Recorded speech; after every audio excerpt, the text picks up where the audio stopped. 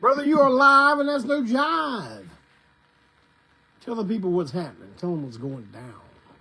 Brothers and sisters around the world, around your living room, around the table, around whatever you're around.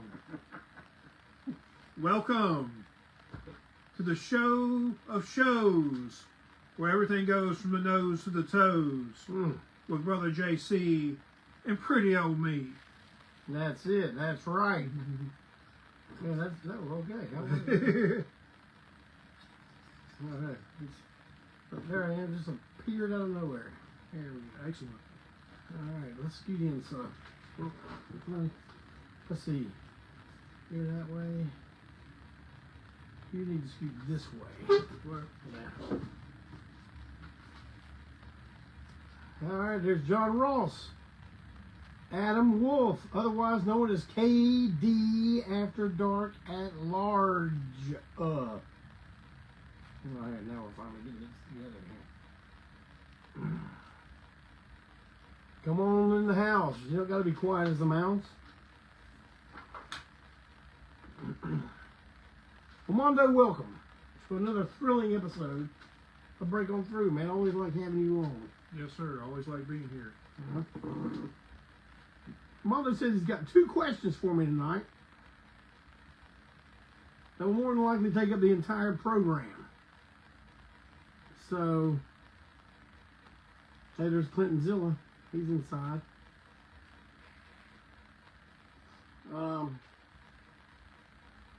I'll tell you one thing we're going to talk about tonight. We're going to talk about the big event coming up in January 9th and 10th. Down around Atlanta town, we're talking about the 85th birthday celebration of Mr. Abdullah the Butcher. Now we're going to give you as many important details as we can tonight of what's happening, where it's happening, and how you can make sure you get in. So stick around for that. Well, I think what we're going to do is I'll take one of Mondo's questions. We'll see how far we can stretch that out. And then we'll do a little Abdullah advertising, and then we'll go with question number 2. How does that sound with you? Perfecto. All right. There's Wesley Dixon. Amy Lynn. Hey, Amy. Howdy. There's Brian Dunlap. There he is, live and in person. Oh, there's Terry. I knew if we saw Amy Lynn, there'd be Terry nearby.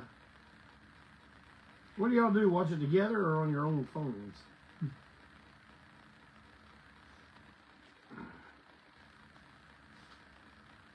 Well, we'll find out whenever they hear us say that. Right. 2 minutes later. But, man,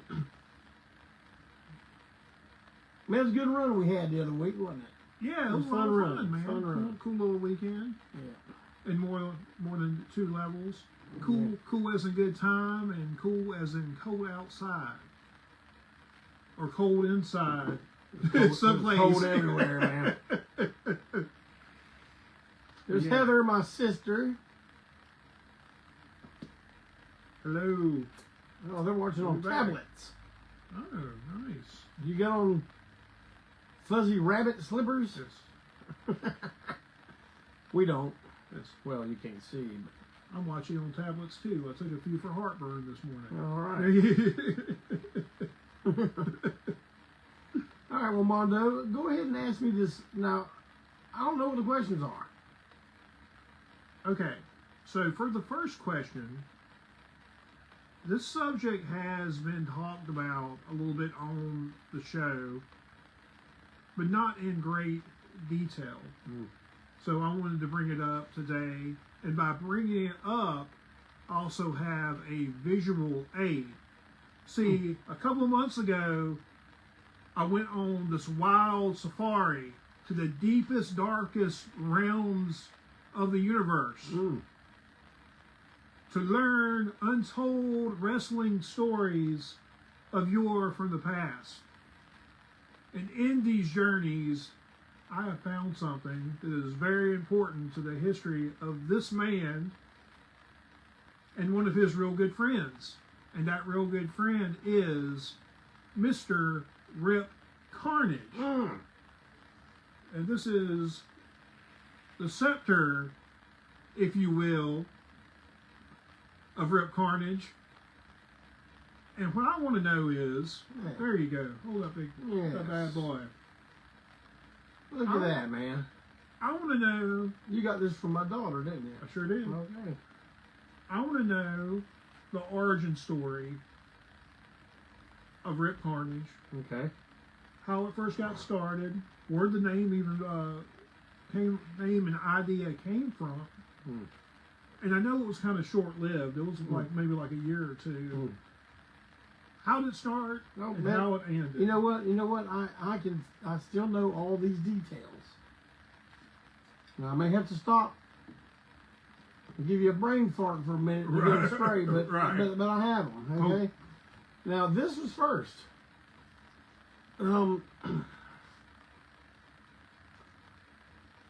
Randy Herring, tattoo artist, very good tattoo artist. I've got a ton of work done by him on me.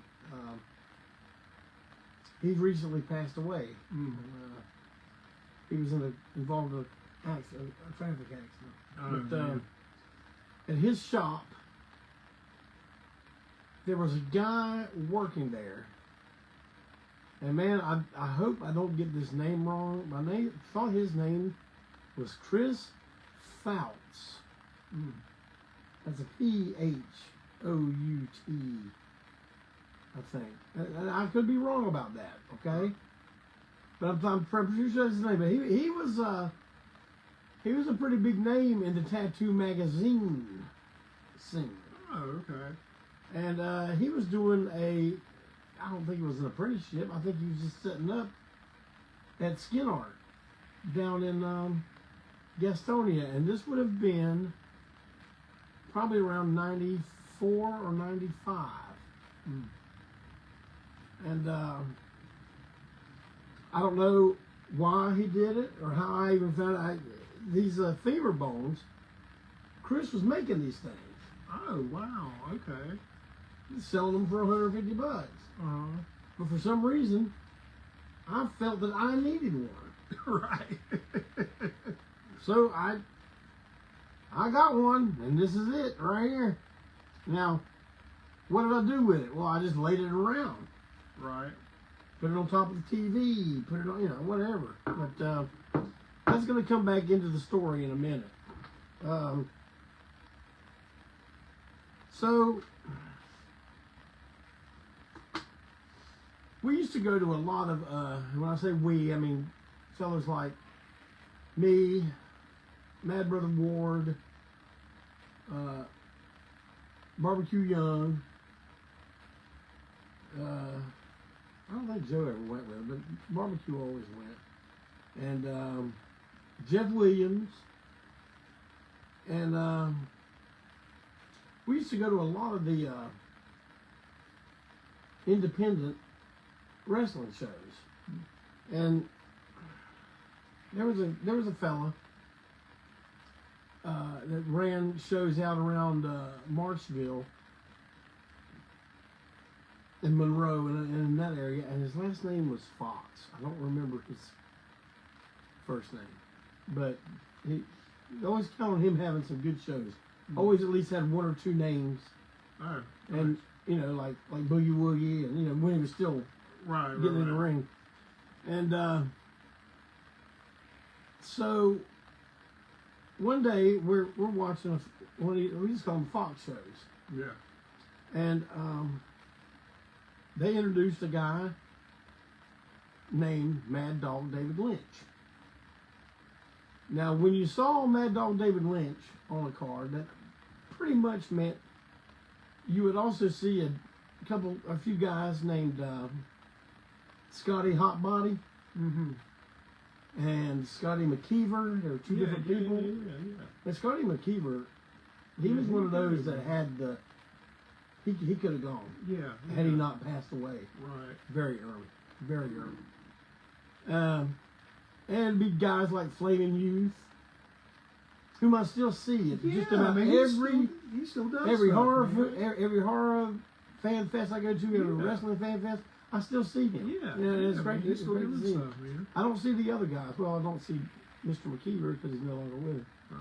But I don't know what happened to Scotty Hotbody. I do keep up, with David Lynch a little bit on Facebook. I mean, not that he's that active on there, but I just know that I know where he's at and stuff. But anyway, we've corresponded. Mm-hmm. Well, David did such a great job of that show, and then after the show, I went up and I talked to him.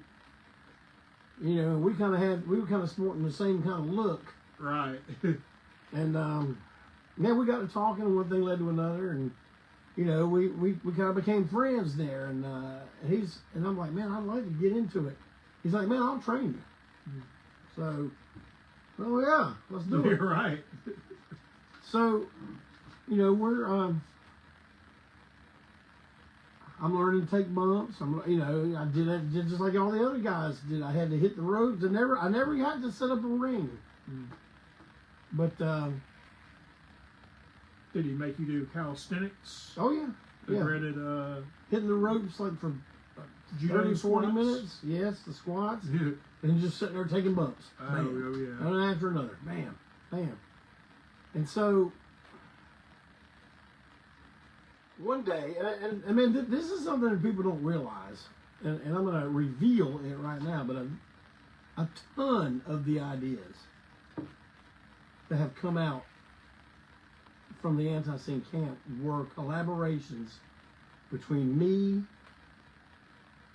and Kelly Dean Scruggs, also known as KD After Dark. Oh, yeah. Ton of it. Well, KD is the one who made up the name Rip Carnage. Oh, okay. I am right about that, KD, right? I mean, Jeff Young come up with some good ones sometime, but I think Rip Carnage was yours. So I immediately got some boots spray painted or airbrushed with Rip down the side of it. Right. And that's when I started wearing. Well, I was already wearing my Freebirds robe. Yeah. That was created by Adrian Street, now in the possession of Mr. Jasper Palmer. Yeah.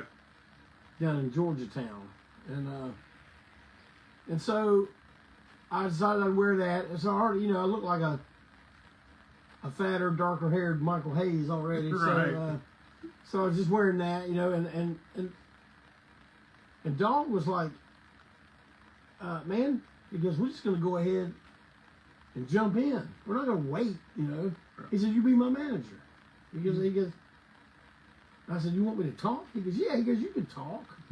So I don't think what I did with them was that good or good at all, but it was learning.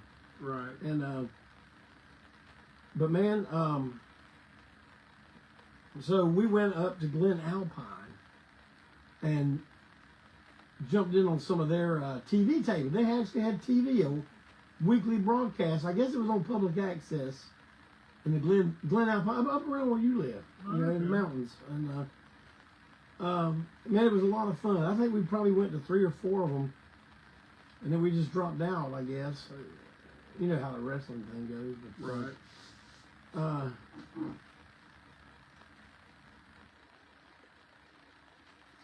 So then we started getting house shows, and those were real fun. And I remember we worked with a fella that was friends with all those fellas I just told you about, and his wrestling name was Dozier. It was either Dozier or Diesel. Well, it wasn't Diesel. That was Kevin Nash, right? No, I think it was Dozier. And he was half of a tag team. And he would run shows out of the Armory, National Guard Armory, in Kings Mountain. Oh, okay. And I already knew of him, and I'd seen him, but this day, at this particular show, is when I first got introduced to George South. Oh, okay. And I want you to know this. I want you to know who was on this card, who was headlining this card. Wahoo McDaniel. I remember you telling me that. Well, they decided to have Mad Dog David Lynch versus Chief J. Eagle open the show. Another Carolina legend. They opened the show, and you know, and one of the parts of my gimmick was I carry around this bone. Right. And there was a thing in it where, you know, we had talked about all this, and I guess they were okay with me getting color, even being the opening match. I mean, because you got Wahoo McDaniel. Yeah. That's not going to steal nothing. So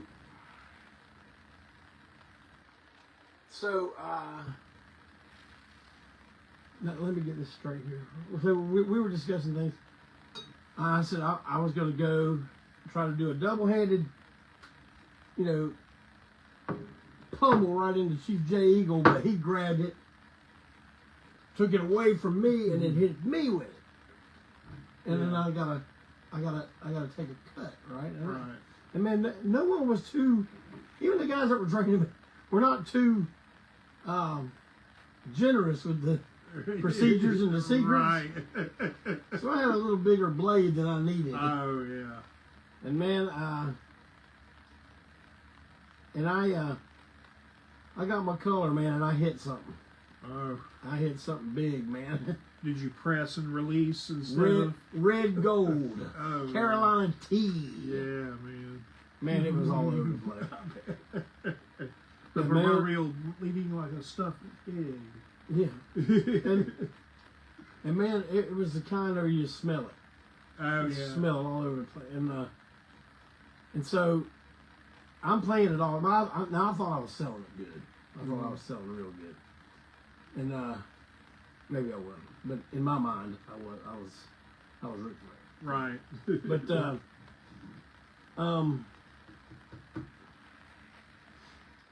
so I start, you know, and I think they were doing an Indian strap match too, if I'm not mistaken. I could be wrong about that. But Clayton Zilla probably knows all this. He's just recently gone through all these tapes. Are we gonna do a Rip Carnage compilation, Clinton Zilla? Oh yeah, it's all coming out. It's all coming out eventually. Oh wow, yeah, I didn't realize you had tapes of that Yeah. stuff. And Wanna need it, gotta have it. so Like a biscuit gimmick.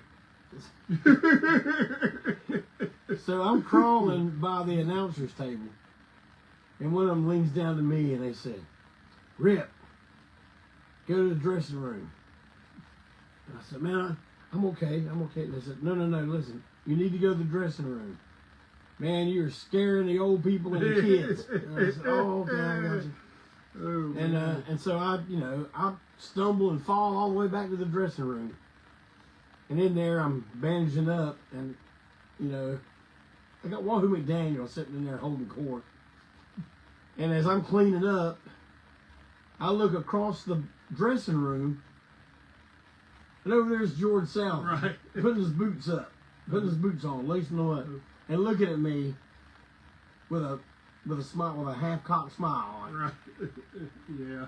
And I didn't know if he was like, "You idiot," or, but just to tell you the truth, a few times in the last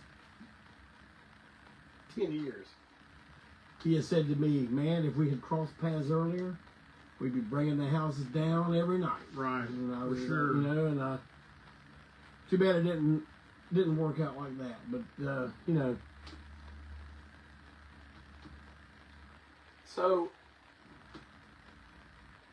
everything I went through in wrestling, my short time in actual wrestling, was worth it just to sit and listen to Wahoo McDaniel talk.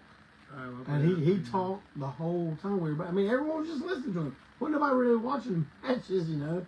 Maybe they didn't even know I did anything like that. But it was worth every ounce of sweat and soreness.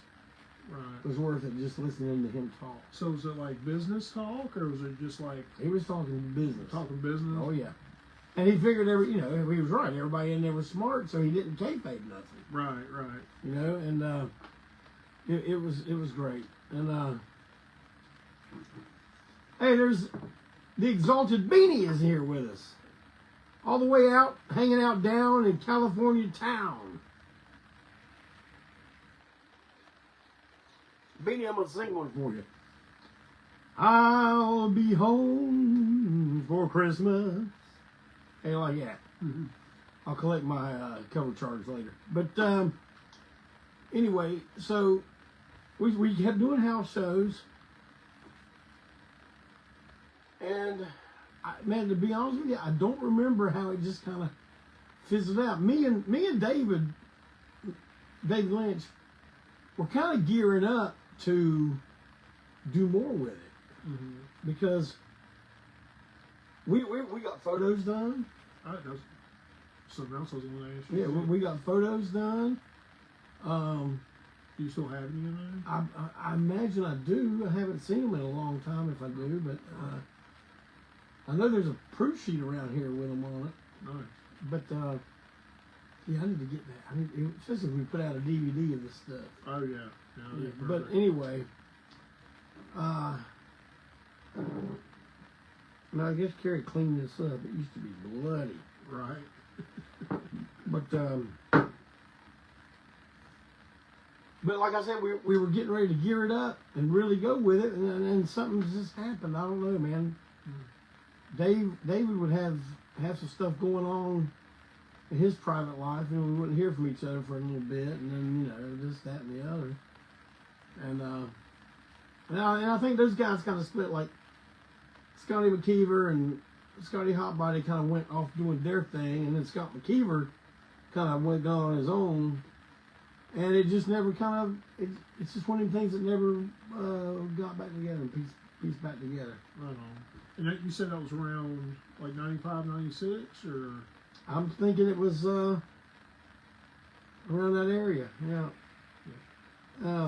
Because McKeever and especially Hotbody, they used to come down my way, South Georgia, and do events down there for Peach State Wrestling. McKeever was amazing. Oh yeah, man. Yeah, he could go. Who's that guy? He was an older guy. Looked kind of had the Ricky Morton thing going, but he would do all those high spots.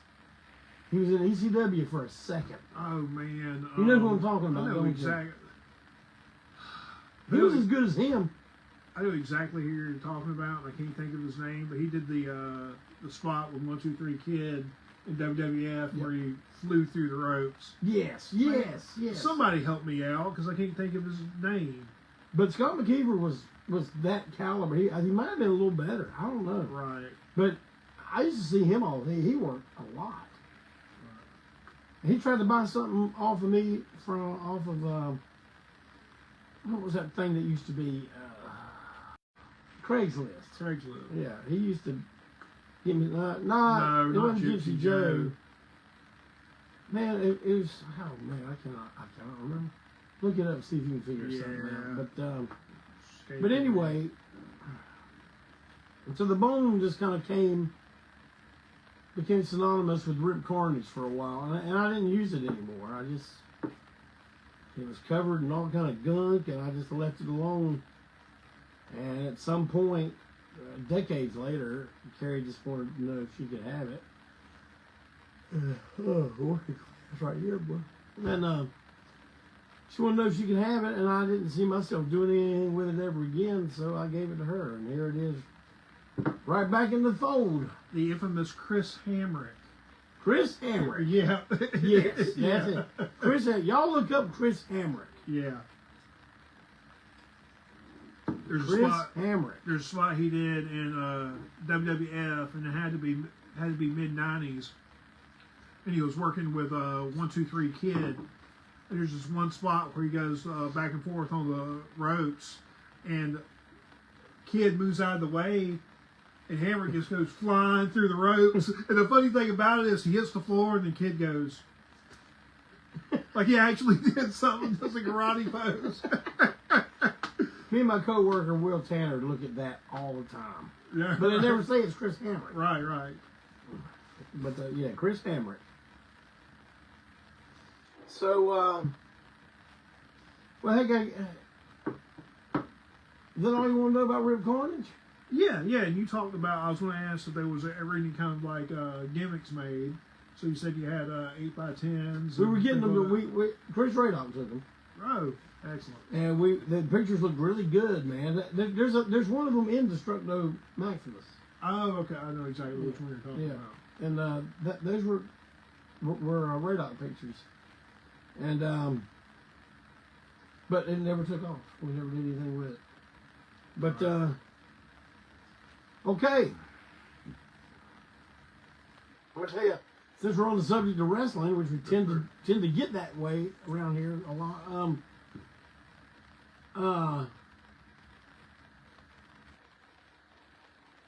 If you'd have told me back in what, 1979, 1980, after seeing Abdul the Butcher for the first time on Mid-Atlantic, now we knew who he was because we got Wrestling Magazine. Right. But man, you couldn't see these guys in action Yeah. back then because we didn't have VHS tapes yet. And sometimes we could pick up other wrestling federations other than Mid-Atlantic if you watched them late at night with rabbit ears. Oh, yeah. You could pick. It still looked like they were in a snowstorm, but you know. Yeah. Like even Charlotte, working class. Charlotte had a group called IWA. Yeah. And they ran TV. Because that's the first place I ever saw Eric Duran. Oh, okay. But see, I knew who Mighty Igor was. And he was there. But also Bulldog Brower. So was it Mighty Igor? Or Yeah. was it Ivan Putski's version of Mighty Igor? Now that I do not know. But I know I've seen both of them. Oh, right. I've seen the IWA and the one from Mid-Atlantic. That was the real Mighty Igor. But IWA was the first live wrestling I ever saw. Oh, you know, it was in Charlotte. It was outside of Albemarle Oh, in a town called Meisenheimer at Pfeiffer College. oh, okay. The Pfeiffer College Gymnasium. And man, I'll never forget seeing Bulldog Brower for the first time. And that was just, man, talk about having an effect. Right. And see, you know, people don't realize, but that's where a lot of when I say our, I mean early Antiseen, and even in today, the influence comes from was these early wrestling things, you know. And So did you have your shirt the first time you went and saw him, or was that afterwards? what shirt? Didn't you say you had a Brower Power shirt? I know No. you said you had a Brower No, Power. they had them, They had. Oh, and I okay. used to see the order form. Oh, okay. But I okay. never did get one. I wish I had. Oh, yeah. But, I was thinking you had one but custom see- made for yourself. But see, who's the guy that used to be with Skull Murphy? Oh, man. Brute Bernard. Yeah, Brute Bernard. See, those guys were from around here, and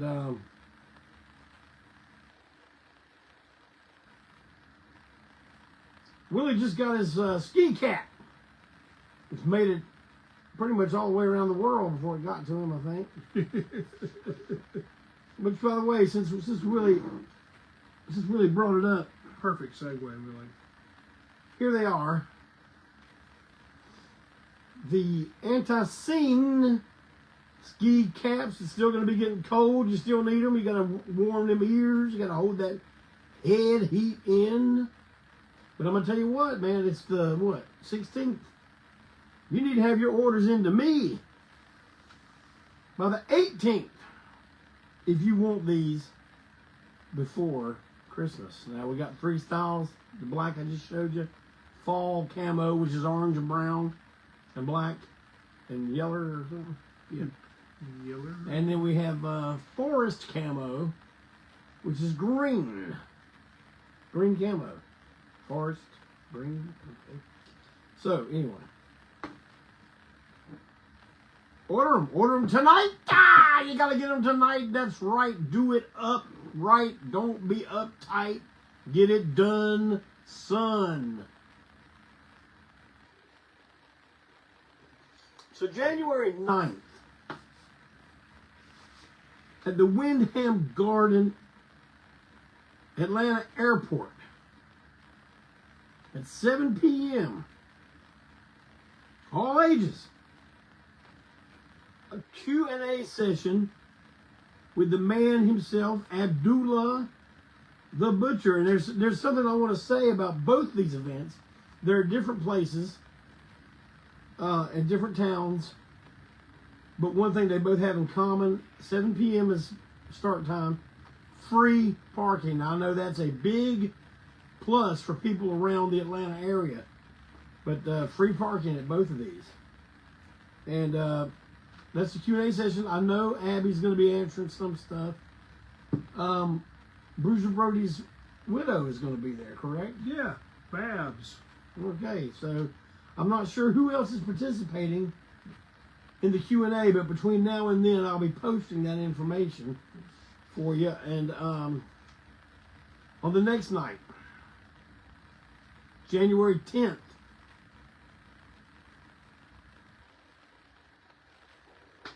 what's that mean? The grand gala. The grand celebration. The grand celebration.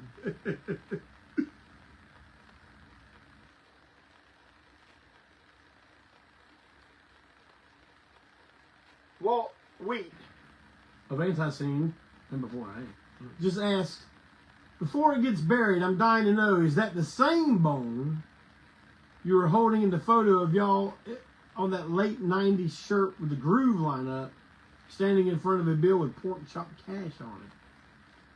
No, Walt, that was my other chrome femur bone. Yes, it was this. Yeah, it was this one. I only had one. And that was around the time I got it. So, yeah, I was trying to squeeze it into everything we were doing in some manner. But anyway, at the Prince Hall Grand Lodge in Riverdale, Georgia. Now this event right here, the big one, is 21 and over because they will have alcohol. I think there's going to be food there too. I don't know. It seems to me like I've heard that. But you're going to be, there's going to be a little award ceremony. And some guests that are going to be at this one are heavy hitters like Ron Simmons, Teddy Long, Tommy Rich, Tony Atlas. I'm not sure who else, but there's at least 4 or 5 more. Right. And they're adding names every day. And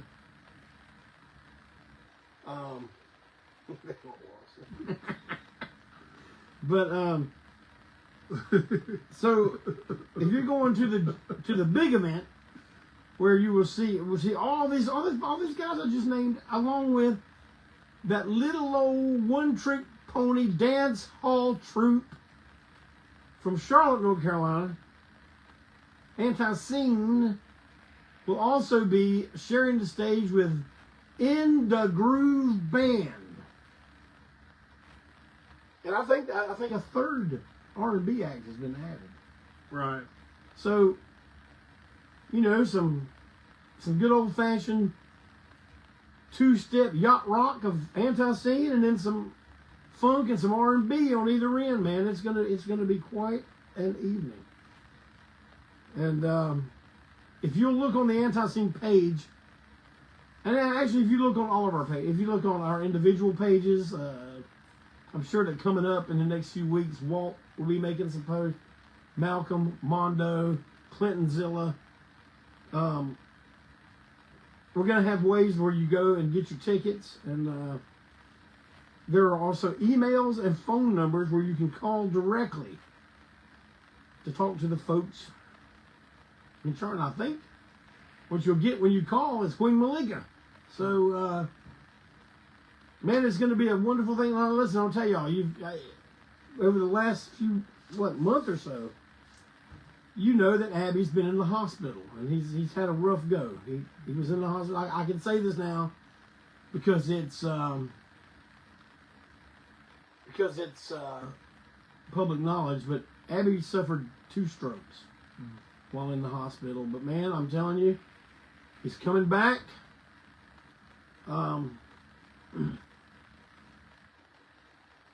We asked tons of people to pray for him, and they did. And man, that's all that Queen and I talked about it. We're like, man, that's that's what did it right there. He's going to be there. He's got some stuff to say still. He's going to be with, like, you know, we're supposed to be playing Abdullah the Butcher's 85th birthday. Well, we're going to play, and Abby's got to be there. That's all there is. So, boss man, if you're watching this, if you're listening, brother, we are so pleased that you are on the mend. And man, we cannot wait to see you on this weekend. Brother, we love you. We love Queen. We love everybody in Team Abby. And man, we're going to have a knockdown, drag out, rock and roll, shake your rump to the funk party like Atlanta, Georgia ain't ever seen. It probably ain't going to see again. Yeah. Because Abdullah the Butcher only turns 85 one time. And this is it. Make sure you are there. What do you got to say about that? Be there or you're square. Yeah! Square! I bet that scared some people. Yeah, right. But seriously, we are going to have a wonderful time, man, and we cannot wait to see you all there. And I've got to say this because I've had people call me, asking me, and writing me, asking me. It says it's a black tie event. It is not a. You don't have to wear a tux, okay? Walt said everybody should have to wear a tux for Abdul's birthday. Well, I said, well, I ain't going to. He said, well, not us. Yes. Just everybody else. I agree. You can just get a tuxedo T-shirt and customize it. Or just get a black shirt that has the word tux on the front of it. So, man, I've been hearing around town, everywhere I go, people stopping me. Jeff Clayton. Now, I heard the Mondo has a second question for you on Break On Through. So, yes. I think we need to go ahead and address that right here, right now.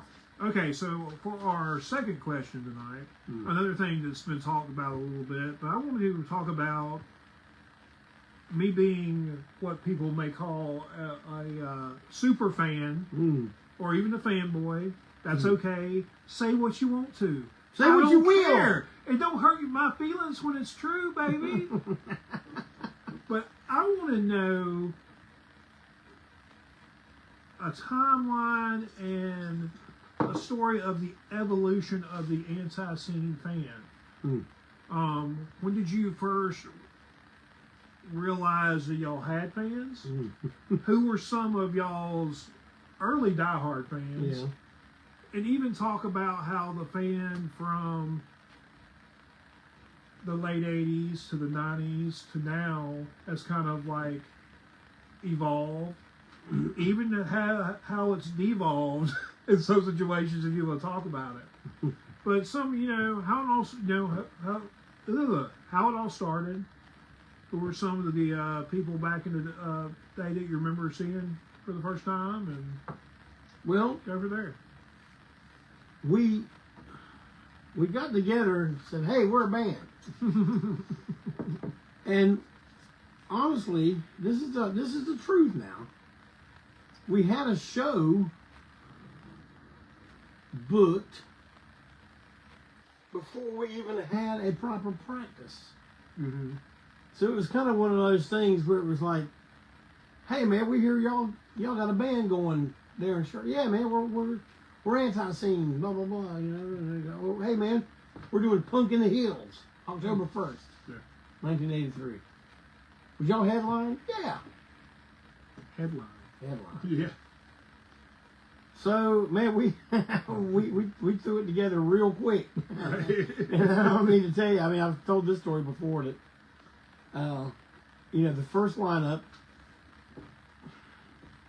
we can go this way, okay? Before we even knew what we were or what we were going to do, there was a lineup that involved me, Mitch Cooper on drums, of course, Joe Young on guitar, and a fella named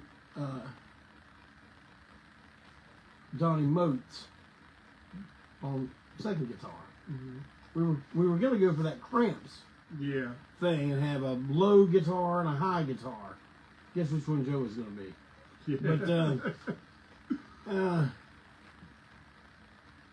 But we don't really consider that to be the first Antiseen practice, because we just kind of got together and just to see what we could do together and how it would sound at Jeff Haney's house here in Charlotte. But the first official, we are Antiseen. This is what we're going to do, and we're going for this. Practice that was held in New London, North Carolina, in August of 1983. And that building, it's still standing. It's on my grandmother's property. It's now on my cousin's property. And there is a pewter plaque on the door that says, "Birthplace of Antiseen." Now, I don't want to give my cousin's address out on the air here, but if you ever find it, man, if you go up there, someone's going to come out. I'm telling you, someone's coming out. But you just explain what you're there for, and they will welcome you, as long as you ain't trying to pry the thing off the door or whatever. But it is there. And you remember one day I told you I'm taking you and Robbie from Spookies. Yeah. I'm taking y'all on the Antiseen Stanley County tour. Oh, nice. Can't wait, man. Yeah, I'm going to show you everywhere it happened. Some places we can't go into. Right. Because I don't know who lives there. Right. And I don't think it'd be a good idea we go walking up, "Hey, you mind if we come in your house?" But it's probably no good. But we're going to do that.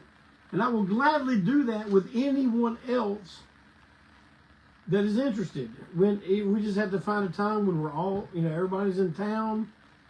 Find a vehicle we can do it in. I will do this. I'm not doing this to make money. I'm doing this to set the record straight and let everybody know where things happen. Nice. Okay? And we will go even further. We will go to the formation of Antiseen and show you where the Wreck and Kamikaze, which were my first two bands. Oh, okay.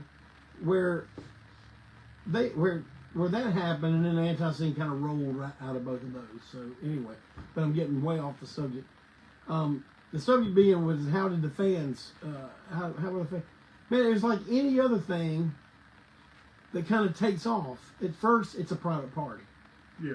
Oh, yeah. It's your friends, it's their girlfriends, then it's their cousin, then a band that you kind of like, they open for you, and then they start coming, they become part of the crew that comes to all the shows. Well, and we were talking to the First Lady before we came in here tonight, because I thought she might have a better take on this than me, since she was in that crowd, and I wasn't. I just observed them. Right. But I just know that eventually, after we stopped playing house shows and garages and places that we lined up to play. We started actually getting clubs and playing stages with PAs and all this kind of thing. And then I noticed slowly that the private party crowd was kind of phasing themselves out, while this whole group of new people were taking their places and getting bigger.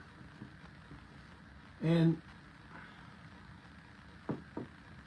I mean, man, to any phase of anything we've ever done, and you can always count on people that are not doing as well as you talking a lot of smack on you. Oh, yeah. I mean, do you know that back in 1986 and 87 we were hearing terms like sold out? I wish we could have sold out one time. Right. One time. But we've been accused of it about 15 dozen times. Mm. But anyway, the Exalted Beanie wants to go on the Stanley County tour. Hey, Beanie. Oh, and then the Zillas. Well, I knew the Zillas were going to jump on that. We will do that. We just have to make sure it's a time where everybody's around and all. But here I go getting off. I mean, you gotta reel me back in sometime. You know, you gotta go. Hey, Hall. Yeah, there you go. But then that crowd started getting bigger. Probably toward. I gotta think here for a second. Probably around the 86, 87, 88. We'd already changed lineups a couple times by then. Mm-hmm. But 88, by the time we had reached Blood of Freaks, done Blood of Freaks, that's when the audiences were starting to swell and be big. And it's also where we finally became the band that everyone pretty much knows now as Antiseen. Right. Before, and you know, we've always been Carnies, but we were a band in 5 states. Right. We were a band because we do these shows, man. Like Joe and I went and seen The Kids Are All Right, and we watched the last part of the Auto Destruct collage they made, and we're like, man, that's the way an Antiseen show needs to be right now. And they were, and that's why we never get to go back places. I mean, when you pour a full bag of flour over your head and someone pours water on you and it gets like, you create concrete. Right, yeah. Well, not only did I have to get out of my hair, but somebody in charge of that armory had to scrape that stage off with putty knives. Right. And that was a whole, y'all ain't never coming back here again. So, that kind of thing, you know what I mean? But, so, around 88, 89 is when it started to change. Things were getting a lot rougher. And as Rebecca mentioned, that's when the metal kids started showing up. Mm-hmm. You know, I guess because they'd see Metallica and Slayer wearing their punk rock shirts or stickers or whatever they had. And so they started seeing all the punk rock bands. And then before we know it, you know, it's the whole crossover thing. And I'll be honest with you, this might turn a few people off, but I was not into it. Right. I didn't care for it. I did like a lot of the metal bands coming up at that time, but I was I liked Hellhammer, Celtic Frost, but I also liked a lot of groups like Cirith Ungol, you know, and from England like Witchfinder General and stuff like that, and early Venom and stuff, you know, but I didn't. I don't know. Maybe I'm talking out of school now and just saying I didn't care for it. But at the time, I don't think I thought that much about it. I don't think I was going, oh, there's this whole thing going on. We just noticed the shows were getting more and more violent. Right. And by the time 92, Southern Hostility time, 91, 92, and I'm going to tell y'all, I am not the kind of guy that sits around listening to Antiseen and looking at Antiseen videos. Man, I'm telling you, I get other people to do that. Clinton Zilla watches Antiseen videos. You watch Antiseen. I don't. I can't. But until I have to pick what we're going to put out there for public consumption. And man, I was one of our projects that I've been kind of dangling in front of Clinton Zilla now for probably over a year is the Southern Hostility shows DVD we're going to make. Right. Now, a lot of this stuff I want him to start putting on YouTube just so our YouTube page gets crammed full of stuff, but I haven't even told him to do that Right. later. But don't worry, Clinton. You know it all comes down. It all comes together. But I was watching those shows to pick a few to put on that DVD, and man, I was just like, man, we were rough. Yeah. Yeah, that was some rough times, man. And that went on until about the mid to late 90s, I guess. I mean, it got so bad at one point, we enlisted a group of our audience that would all wear red shirts that said Antiseen Security. Is that what it said? Yeah. That's just a Yeah, I think so. Antiseen Security on the back. It said, "We will kick your ass." Yeah. Because it would get bad. And I don't know. There are people now that long for those days, but people got to understand that we're not the same people. But here's the thing, though. Our audiences are not the same people, because a lot of that was energy feeding off. Like, Right. we gave them this energy, they gave us this back, which riled us up even more, which in turn riled them up even more. And before we know it, it's Fist City, USA. And you know, like, you can't just go out there being a 62-year-old man and instigate. I mean, you know, I think the Antiseen music is the same. I think it's it may have gotten sophisticated in some aspects. Sophistication and Antiseen, that's two funny words together, isn't it? But man, when the whole energy of the whole production changes, it just changes. You can't create it. It was organic. Right. It was completely organic. It happened on the spot. That wasn't every single show. But when it happened, it was memorable. You know, and now as far as the fans, like, okay, I'm still in contact with a guy who was at the very first Antiseen show. His band played at NRG. His name is Mike Cook. Yeah. He was there the very first show, and he was at the 40th anniversary. Yeah. Oh, yeah. So, you know, some of these guys were, you know, they would take a period and they'd just drop out, and we wouldn't see them for 10 years. Some people would see us in 91, 92, 93, and then we wouldn't see them again until 2015. Right. So I think once the shows did get really rough, a lot of the older fans stayed away. And I think until it started to, you know, kind of die down some, you started seeing people come back. And now it's amazing. I mean, there are some groups that can attract a younger audience and build on that. And I think we've done that, but only on a little tiny small scale. What do you think, being the guy that sells the merchandise?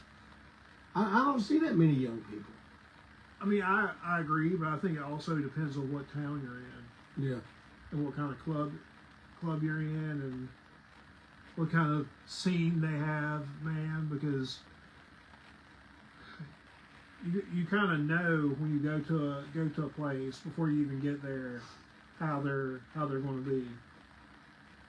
Yeah. You go to Atlanta, they're always going to be rowdy. There's always going to be a fight or a near fight, even today. Then you'll go to other which is, it's not totally important, but they'll get all rowdy in the music, but they won't get rowdy at the merch stand.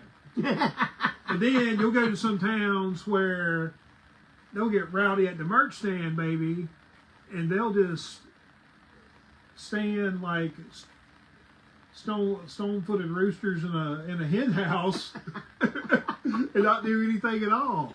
But they shell out the money, though. I'm trying to think was a good example of a younger crowd. When we opened for Wednesday 13. that is the one show that I wanted to go to, Oh, you but I didn't go to couldn't that, because I was moving here. huh? It was the day that I was moving my stuff from Hickory. I moved my. We had our last Pier 6 show, or last Taped Fist show. The day afterwards, we drove up here, got our keys. 3 days later, I got a U-Haul, drove everything to Hickory, dropped off the U-Haul. I was with a buddy because I didn't want to tow my car. Got back in our car, drove back to Macon in the same day. Meanwhile, y'all played Wednesday 13 at Ground Zero, and I wasn't there to see it. And listen, But yeah, Ground Zero shows definitely have a mixed crowd. I'm gonna tell you something about that. What I'll go ahead and admit this right now to everybody that's listening now, that's listening in a couple of days, or listening a month from now. We do not prefer headline shows. I know there's a point where you get and you say, oh, we got to be the headliner there, Hoss. Right. We're past that. We prefer to open for somebody. Because if you give us 30 to 40 minutes, so you better get on there and do a little dance, make a little love, get down tonight, we will. Right. I think that's the way to do it too. And I think anytime we're faced with that, man, we deliver. I think we deliver. And I'm proud of us for being able to do so. But I am just not, I have no interest in headlining tours. I'd rather piggyback with somebody else. And, if we got to switch off who plays last, that's fine, whatever.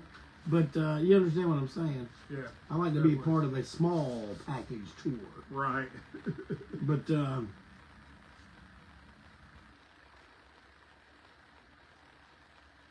But that's the way I feel about all that. And as far as the audience, of course, when you've been a band for 42 years, the one thing you notice now is the collectors.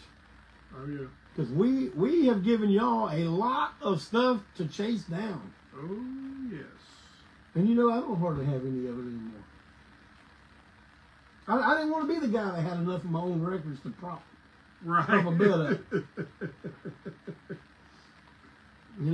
So that aspect of the band, being one of those folks, definitely ebbs and flows, especially past couple of years. Because of course, you have your media collectors, but other stuff like stage worn shirts and things of that nature, and stage used instruments and microphones and other things related to the band has gotten out there. I've got a lot of that. I got a lot of it. I ain't got all of it. I had most of it. And now some of y'all have it. It came from me. And I may ask for it back someday. But it's definitely, record collecting is like cool, but for me, I'm a sentimental guy too. And favorite band, but I'm like, even though Antiseen's my favorite band, I listen to a lot of different music on the reg. I don't necessarily listen to Antiseen all the time. But when I go home, I can relax in reflection, if that makes any kind of sense. Not trying to sound like, funny or anything, but some people like go home and relax to their favorite record or whatever. I know sometimes after I've had a long day at work and I walk into my room and I see one of JC's stage worn shirts, or I see a pair of his gauntlets I have, stuff like that. It makes my rough day worth it. It don't have anything to do with money either. It's just when you have the the opportunity to go and see things, and put in a hard day's work and go have a little bit of fun and get a memento for it. And, I mean, I'll tell you this. People want that stuff. You best get it, because man, we ain't gonna be around forever. And I've learned that more so in the last couple of years. Heather says she listens to Antiseen and Yacht Rock. I don't think I've ever heard a bigger compliment in my life. Right. And as far as you collectors or would-be collectors, there's a saying: the best things in life are free, but you can keep them for the birds and bees because we want money. That's right. Oh, man. But I'm going to tell y'all this. Tonight, I got the test pressing in for Songs from Home. So all I got to do is listen to it and approve it. And that is going to roll. Can you dig it? Sure. And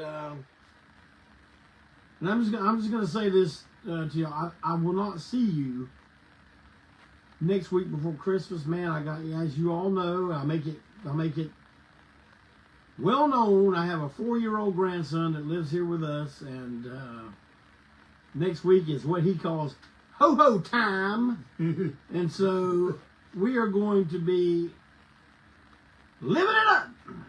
And I'm not going to do a break on through next week, but I just want to say to all of you, and you too, Mondo, Yes, sir. that I hope you all have a Merry Christmas. And man, we're all going to have a good New Year. I can tell you that right now. And if there's anything to report, I'll do a little blitzkrieg and let y'all know. But I think we're going to be pretty steady for the next week or two. And, be sure to tune in tomorrow night to watch Tent Talks 2 on Malcolm Tent's page. Excellent. Man, that's always a good time. Yes, sir. I myself am going to be at a musical performance. Oh.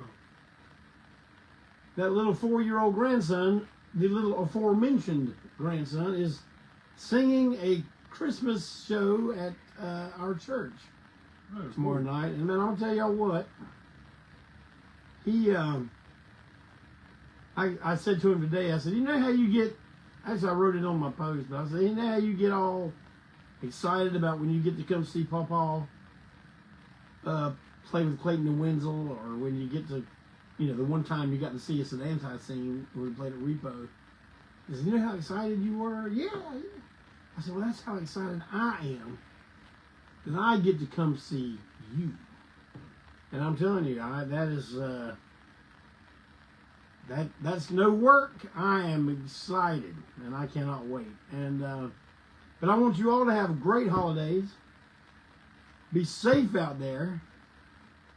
Mondo, it's always good to have you here, my brother. Yes, sir. Anytime. And My pleasure. man, we just had a round of chili and slaw dogs before we came on here, didn't we? Oh yeah. But hey, just remember this now.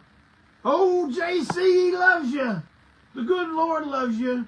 And I will see you the next time we meet here to do a little break on through. Now, Mondo, I'm going to walk over there and cut the camera, phone, Right. cut the phone off. Phone off. Halt Productions. And I want you to say something on the way out to the phone. Cool. Man, I don't care what it is. Yes, sir. It's just time to get down to biz. Well, everybody, it's been a great 2025. Can't wait to 2026. I want to give a quick shout out, speaking of Atlanta.